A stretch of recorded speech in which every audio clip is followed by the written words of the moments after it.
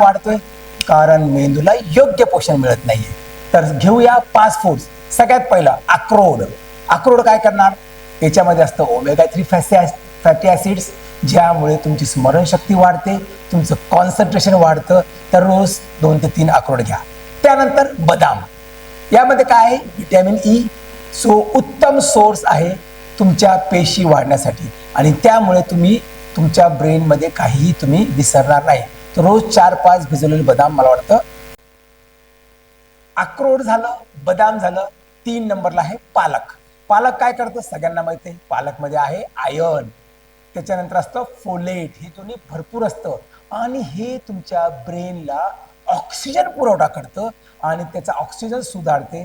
त्यामुळे brain fat, म्हणजे तुम्ही थकणार नाही, तुम्हाला थकवा जाणवणार नाही. म्हणजे पालक एवढी स्वस्त आहे, पण त्याचे गुण बघा, तुम्हाला थकवा जाणवणार नाही. त्यानंतर चौथा मी एक नवीन प्रकार सांगतो, भोपळ्याच्या बिया. यामध्ये काय आहे?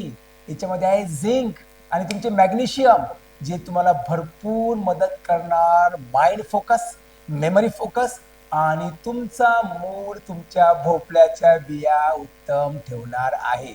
दररोज 1 चमचा भोपळ्याच्या बियाचं पावडर सुद्धा तुम्ही घेऊ शकता.